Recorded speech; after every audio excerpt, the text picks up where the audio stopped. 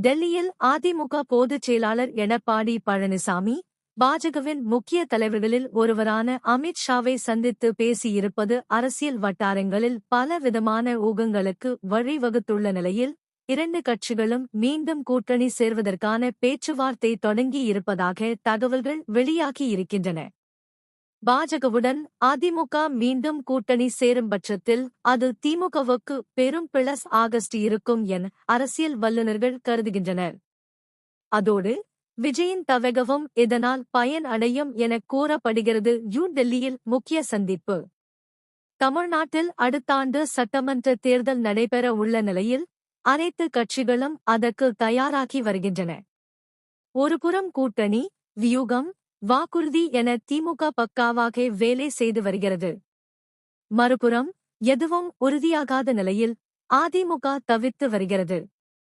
இந்த நிலையில்தான் டெல்லியில் நடந்த முக்கிய சந்திப்பு தமிழ்நாட்டு அரசியலில் பெரும் அதிர்வலைகளை ஏற்படுத்தியுள்ளது.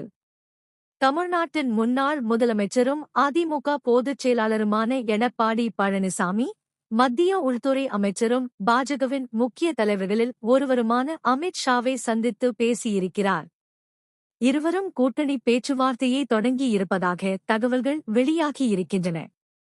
ஏற்கனவே கடந்த 2019 மக்களவைத் தேர்தல், 2021 சட்டமன்ற தேர்தலில் பாஜகவுடன் கூட்டணி அமைத்தே அதிமுக போட்டியிட்டது.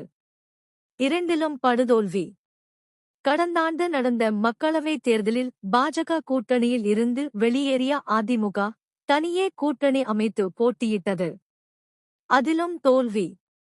அடுத்தாண்டு சட்டமன்ற தேர்தலையொட்டி மீண்டும் பாஜகவுடன் கூட்டணி அமைக்க எடப்பாடி பழனிசாமி விரும்புவதாக தெரிகிறது. திமுகவுக்கு ஜாக்பாட். கூட்டணி விவகாரம் தொடர்பாக அதிமுகவின் மூத்த தலைவர்களில் ஒருவரான கே. செங்கோட்டையன், எடப்பாடி பழனிசாமி ஆகியோருக்கு இடையே மோதல் நிலவி வந்ததாக கூறப்பட்டது.